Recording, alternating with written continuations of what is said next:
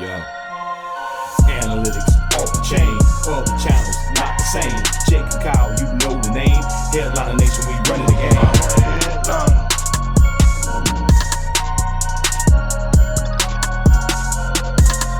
I'm a headliner. What is going on, Headliner Nation? Jake, Fantasy Headliners. Hopefully everybody's doing well out there today. We're talking about our top 20 quarterbacks and top 40 running backs here for Week 14 fantasy football. There are timestamps down below, but you know, before we get into all those rankings, every single week we have an item to give away from Pristine Auction. How do you enter into these giveaways? It's super simple. Make sure you have a free account set up at pristineauction.com. Doesn't cost you anything to be signed up. Then hit the like button, leave a comment down below. Let me know that you're interested, and that's all you have to do. Now, quick backstory on this item. We had a member in our members only live stream in back-to-back weeks randomly win the item that we were giving away. They reached out to me, they contacted me and said, hey, I'm not trying to be greedy here over the holiday season. I would be willing to redonate one of my items to give away in my name. So Dominique Evans, shouting you out here, great member of the community, a world-class human being, because not a whole lot of people out there would be willing to do this right here. So what we're going to be giving away is the signed DeAndre Swift Lions football, inscribed Go Lions. DeAndre Swift, certificate of authenticity back here on the back of the ball. Legit ball. Awesome looking ball. I don't care if you're a Lions fan or not. DeAndre Swift is a stud running back, right? So all you got to do, hit the like button, leave that comment down below, make sure your free account set up at Pristine Auction, and you are entered in to win. I'll announce the winner on the tailgate show Friday evenings. Make sure you check that out. Looking forward to giving that away. But now it's time to dive into some rankings and some top 20 quarterbacks. And here we go. We'll kick it off with our top 10. Full disclosure, I'm still getting over not feeling the greatest, so I'm not going to sit here and read off 60 names in this show and then not have a voice at the end of the day. So we're going to have the top 10 up here on the board, a quick run through of all of them. If you're looking for more detailed information, make sure you check out the start sit video over on the channel right now. But Josh Allen reclaiming that number one spot in a potential shootout here this week, going up against Tom Brady, who I have just a couple spots lower down there at number 4. Kyler Murray came back from injury last week. He looked great for the Arizona Cardinals. They could be in a potential shootout with the Rams Monday Night Football. Got Matthew Stafford down at 5. Dak Prescott with his weapons back and healthy could put up some big numbers, especially since the running game, both Pollard and Zeke banged up right now. Got Lamar Jackson down at 6. One of these things with Lamar Jackson where he's not putting up huge numbers, but the floor every single week is hovering right around 18 fantasy points, and we know he can put up bigger games in the blink of an eye. Just really needs to start, limiting the turnovers if we could there, Lamar, a little bit. Aaron Rodgers coming off the bye week, sitting at number 7. Also has a more healthy, is that the correct term? Healthier, I guess you could say, Aaron Jones in the backfield. We know he's one of these guys that can go out there every single week and be super efficient, not have to throw the ball 50 times a week to get you a quarterback one week. That's why I got Aaron Rodgers at 7. Russell Wilson starting to bounce back here the last couple of weeks, putting up some decent numbers late 2 weeks ago, and then last week wasn't all that bad. But there's still room to grow in this offense. We're still not seeing a whole lot of DK Metcalf. Got him at number 8. 9 is where I've dropped down Patrick Mahomes. Honestly, I would drop him even lower if it wasn't for the matchup going up against the Las Vegas Raiders, in which he just torched a few weeks ago for like 400 yards and 5 touchdowns. That's why I got him sitting right here at 9. And then Taysom Hill rounding out the top 10, looking like he's going to play through that finger injury. Is that ideal? No, but we're not really banking on the fact that he's going to have to throw a lot. He's going to rely a lot on his legs, and we know there's no Mark Ingram. Could be a whole lot of dump downs to Alvin Kamara and a lot of running with Taysom Hill. That's why I got him sitting right here at number 10. We'll bring up 11 through 20. And this is where we see Derek Carr in that matchup going up against Patrick Mahomes. And it's two teams that always give each other their best shot, right? And in a game here against the Kansas City Chiefs, Derek Carr is going to have an opportunity and a good matchup to go out there and just be reliable again, right? He may not have the super over-the-top ceiling because Deshaun Jackson is super hit and miss, and for whatever reason, they just don't want to include Bryan Edwards. We know Darren Waller is banged up, but we're going to see a whole lot of Hunter Renfrow here, and that's why I got Derek Carr at number 11. Number 12, as of right now, this is where I got Justin Herbert, or Herbert if you're not feeling fancy right this second. I'd love to have him higher, but with potentially no Keenan Allen and waiting to really find out what's happening with Mike Williams, which sounds like he could be out as well. A lot of question marks surrounding this entire offense right now until we get absolute word on what's happening here to these wide receivers in LA. I had to drop down Justin Herbert just a few spots to number 12. Number 13 is Kirk Cousins, Minnesota Vikings, playing tonight, Thursday Night Football, going up against the Pittsburgh Steelers. I actually had to drop Kirk Cousins a couple spots as well because he's going to be without Adam Thielen. That's a whole lot of touchdown upside to lose in one offense, but he's still got Justin Jefferson, still has KJ Osborne, who's somebody I still think can fill in as a solid wide receiver too. That's why I got Cousins at 13. Cam coming back off a bye at 14, total boomer bust. This is a gamble right here. Actually, 14 and 15, both gambles, in my opinion, with Joe Burrow at number 15. He's dealing with an injury as well. We've seen Cam go out and look elite 3 weeks ago, and then 2 weeks ago it did not look good whatsoever before the bye week. So kind of boomer bust with Cam Newton, but a matchup going up against the Atlanta Falcons, a team in which he's historically done pretty well on, plus he's playing at home. That's why I got him at 14. Burrow at 15. Worried about the finger injury. Does he make it the entire game? We're going to ask the doc about that on Friday as well. Plus, we know T. Higgins banged up also, so I got Burrow at 15. 16 is where I slotted the Heine of the Washington football team in a matchup going up against Dallas. Here, honestly, I think Dallas is able to go out there and put up some points on the Washington football team, which is in turn going to force them to have to throw the ball all 4 quarters. 17 is where I put Jimmy G, San Francisco 49ers, in that matchup going up against Cincinnati. Doesn't sound 100% like he's going to have Deebo Samuel for sure, but he still has Brandon Ayuk and he's got George Kittle and a banged up running game. More than enough opportunities for him to go out there and throw the ball efficiently. 18, I put Zach Wilson here. That's kind of like the kiss of death, right? Even though he's all the way down here at 18 and not a whole lot of people are going to start him in fantasy football, he did look pretty good last week. And if he can start to string together a couple good games, the guy we know has enough talent and enough weapons to put up solid fantasy days because they're always going to be losing. They're always going to be throwing. But until we see the consistency, he's going to remain down here right around number 18 or so. 19, going to be Ryan Tannehill. Tennessee Titans should have Julio Jones back, but that's about it. And I'd love to put Tanny higher, right? But he's just not throwing the ball in the end zone a whole lot here this year. He does have, potentially have Julio Jones back this weekend, which should help things. But how healthy is he? How much of a workload is he going to be able to get? Plus, opposing defenses know he's really their only option in the offense, so they're going to probably double team him over the top anyway. Got Tanny down at 19, and then 20. Going to round it out with Justin Fields, Chicago Bears, Sunday Night Football against the Packers. Primetime football, plus Justin Fields offers that rushing upside, which gives him the slightly safer floor every single week. Not going to do a ton through the passing game. Difficult matchup for him, but still with that rushing upside, got enough to put him right here at number 20.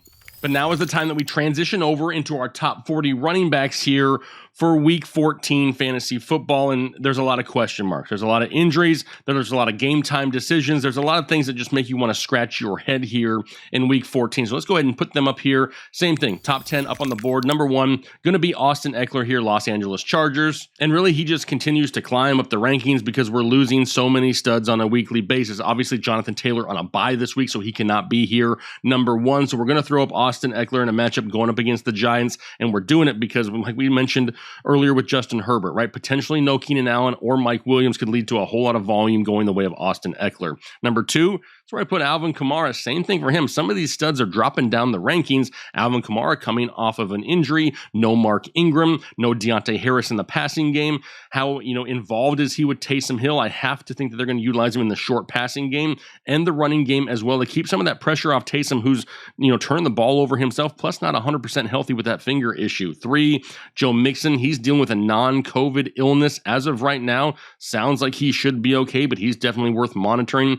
4 is Leonard Fournette, who's absolutely just balling out here this year, and just given the scoring opportunities that he sees every single week, even though it's a difficult matchup against Buffalo, Buffalo's easier to run on here these days. That's why I got Fournette at 4. 5 is going to be Najee, Pittsburgh Steelers. They're playing here tonight against Minnesota. Could see a whole lot of Najee, and we're going to need it because the guy's not overly efficient. He needs that volume. 6 is Antonio Gibson, flying up the rankings because he's seen so many touches. We love seeing 25, 30 touches a week out of Antonio Gibson. And in a matchup against the Dallas Cowboys, a team in which he has dominated in the past, got him at number 6. 7's Nick Chubb. They're coming off their bye week. Going to see a whole lot of the running game here for the Cleveland Browns going up against the Baltimore Ravens. Not the greatest of matchups. Plus, Kareem Hunt back in the mix. That's why I've had to drop Chubb down a couple spots to number 7. Number 8, the fantasy world's love child, Javonte Williams, Denver Broncos. Now, it does sound like we could have Melvin Gordon back here this weekend. If things are trending that way, which means Javonte Williams may drop a couple spots as we head into the weekend. But as of right now, we saw what this kid could do when dominating touches in a backfield. And going up against the Detroit Lions, I expect them to do the same here, even with Melvin Gordon. And Javonte Williams has that pass catching upside as well. That's why I got him at number 8. 9's Cordarrelle Patterson. He is the offense of the Atlanta Falcons going up against Carolina. I'm looking for him to find the end zone once again. 10, Josh Jacobs. No more Kenyon Drake in this backfield. So now in this matchup, going up against the Kansas City Chiefs, the Raiders are going to need to find playmakers somewhere. And if they can find a lead, they need to run the ball efficiently to keep the ball away from the Kansas City Chiefs. That's why I got Josh Jacobs sitting here inside the top 10 at number 10. Let's go ahead and bring up 11 through 20.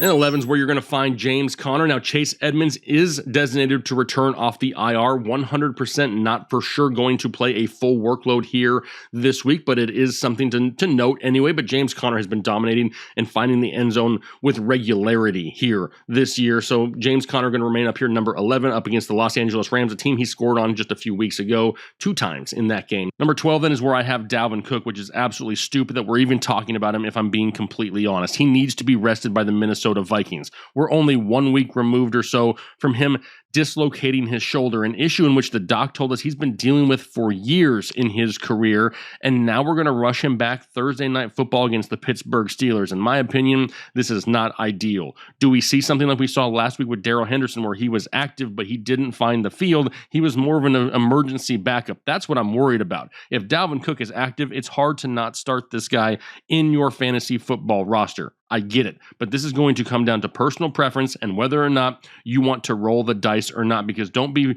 fooled. He could go out there and play a series or 2, re-aggravate it, have some pain, and he's done the rest of the week because they know they have Alexander Mattison, and that's what's really sucky here for fantasy football. It really depends how much you want to gamble. Number 13 then is going to be Aaron Jones. Green Bay Packers should be back and healthy off the bye completely here with a matchup against Chicago, a team in which he found some success the last time they played here earlier in the season. 14, James Robinson. Talk about past, a game in which they found some success. He absolutely annihilated the Tennessee Titans earlier in the season, and they're going to have to feed James Robinson, right? A lot of speculation here over the last week or so as to why they benched him over the fumble. Why was he not on the field more? Trevor Lawrence wants him on the field more. We're going to see more James Robinson. He's at 14.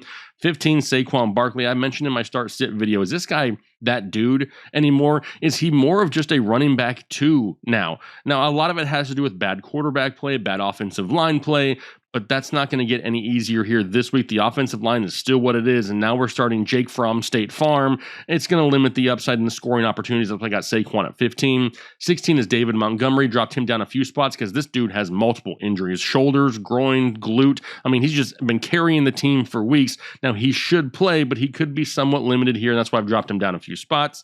17, this is going to be Clyde Edwards-Helaire, Kansas City Chiefs. A good matchup for him going up against the Las Vegas Raiders. We're still seeing a pretty heavy split between him and Darrell Williams, at least in the passing game anyway. Darrell Williams found a lot of success in the passing game the last time these two teams met. Could that fall the way of CEH here this week? Potentially. Plus, he's getting more carries on the ground than Darrell Williams. That's why I got him at 17. 18 is where I put Darrell Henderson. Now, not a whole lot of word out there on Darrell Henderson. Remember, though, like I said earlier, he was active last week and could have been used. They didn't need to use him, which leads me to believe he should be healthy enough to start this week until we get more clarity on the situation. Though it is a difficult matchup for him going up against Arizona. Got him sitting right here at 18. 19 is Kareem Hunt, Cleveland Browns. That matchup against the Baltimore Ravens. Still going to be utilized in this backfield with Nick Chubb, and they both struggled against this defense earlier in the season. Kind of limiting expectations slightly, but the volume should be there. Got him at 19. And then 20, this is where I put Elijah Mitchell. I would like to put him a lot higher, but he's still not, technically cleared the concussion protocol and dealing with some knee soreness at the time of this recording. So that's just something I'm paying attention to. If he's cleared 100% by the weekend, he could climb up the rankings. All right, let's move on to 21 through 30. 21 is Jamal Williams, not a super high ceiling, but a decent floor with no DeAndre Swift. So he's at 21, 22. This is where I've dropped down Zeke Elliott. I guess at some point you have to say it's worth the gamble. The Dallas Cowboys obviously are not going to rest this guy, but he is obviously not 100% healthy. He's more of a low-end running back 2 at best right now. Melvin Gordon at 23, coming off an injury, missing last week. How limited is he, especially since we saw how explosive Javonte Williams is? They don't need to rush back Melvin Gordon here this week, but he could get some volume in a decent matchup. 24 is Devontae Freeman, the clear running back one in the backfield of the Baltimore Ravens, going up against the Cleveland Browns. He struggled in this matchup here just a couple weeks ago as well. However, he's the guy involved on the ground and in the passing game, and he's getting the goal line opportunity, so he's at 24. 25 is where I put Alexander Mattison. We talked about that whole situation. I do expect him to be used, and obviously, if for whatever reason Cook is ruled out, Mattison flies up inside the top 10. 26 is Chuba. I'd like to put him higher, but with the Cam factor in this backfield, not going to be the same exact role that we saw him have earlier in the season when CMC was missing time and Sam Darnold was the quarterback. 27 is Tony Pollard. He's dealing with a foot sprain, is scheduled to play as of right this second, but another situation we're monitoring closely. How limited is he this week? 28 is A.J. Dillon, another one of these guys that's just going to be involved in the backfield with a stud running back alongside Aaron Jones. He did great when Aaron Jones missed some time. Aaron Jones just didn't miss a whole lot of time. I expect Green Bay to continue to run the ball a lot with their running backs, at least involve them a lot to keep some of that pressure off of Aaron Rodgers and his toe injury. 29 is Donta Foreman. This backfield is super hard to figure out. Actually got Foreman and Hilliard back-to-back in the rankings here, 29 and 30. Both are explosive. Both are getting volume. Both are super touchdown dependent, and not a whole lot of touchdowns to go around in this offense. That's why they're dropped down here where they are. 31 is Tevin Coleman. Seems to be the lead guy in the backfield for the New York Jets, at least for the next week or so. But the problem is not getting a ton of opportunities and no scoring opportunities there either. 32 is Darrell Williams, splitting time with CEH, but still getting touches in an offense that could find some potential scoring opportunities here against Las Vegas. 33 is where I got Sony Michel. He may actually drop down a few spots if we find out that Darrell Henderson is 100% good to go in this matchup. But as of right now, until we find more clarity, there's still an opportunity where Sony Michel and Darrell Henderson split work here this week. 34 is where I put Chase Edmonds, Arizona Cardinals. Now, obviously, he's been designated to return off the IR, and he can be activated for this week's game. Kind of waiting for official word here. He may climb a few spots up the rankings, but I don't expect them to rush him back into a huge workload coming off a high ankle sprain when they already have a high-performing running back in James Conner. 35 is AP, Adrian Peterson with the Seattle Seahawks. At least he's getting the goal line opportunities. And in a matchup against the Houston Texans, it wouldn't surprise me if he has a disgusting stat line of something like 8 carries for 16 yards and 2 touchdowns here this week. That's why I got him at 35. 36 is Mike Davis, who I guess had a resurgence last week. It was what we kind of expected all year long from Mike Davis, except he's only done it once all year. No consistency. That's why I've dropped him down to 36. 37 is Rex Burkhead. I guess he's the clear leader in the backfield of Houston, but is that something that's super sexy? No, but at least he should go out there and get you right around 15 touches if needed. 38 is Ronald Jones, Tampa Bay Buccaneers. There could just be a whole lot of offense in this game, and we've seen at times that Ronald Jones may not be used a lot, but when he's being used, is inside the red zone and he's finding the end zone, which gives him that kind of boomer bust touchdown opportunity. That's why he's sitting at 38. 39 is where I put Matt Breida here, dropped him down a few spots. They're both going to be utilized. Zach Moss could actually be in the mix as well. Dude was like a healthy scratch 2 weeks ago, and then all of a sudden he ties for lead touches in this backfield last week. It's just a weird backfield to figure out. It is not sexy whatsoever. In my opinion, the best option is Matt Breida, but can't trust the coaching staff. That's why he's at 39. And then 40 is J.D. McKissick, who's technically back at practice working in individual drills. Do we see him come back this week? Possibly, right? There is a good chance that we could see that happen. And if he plays, it's a good matchup for him against the Dallas Cowboys. Just one of those names I wanted to throw in here at the end, just in case you're looking for a wing and a prayer here towards the bottom of the rankings. All right, that's my top 20 quarterbacks and my top 40 running backs here for Week 14 fantasy football. Don't forget, hit the like button, leave that comment down below, and let me know if you're interested in the signed DeAndre Swift football here that we're going to be giving away in like 24 hours, maybe a little over 24 hours or so. Friday evening during the tailgate show, make sure you check that out. That's where we will announce our winner and open up more mystery boxes from Pristine Auction, which is always a lot of fun. But hopefully you guys are having a great day here today. Looking forward to another weekend of football and looking forward to interacting with you guys here all throughout the rest of the season. So make sure you hit that subscribe button and we'll talk to you later.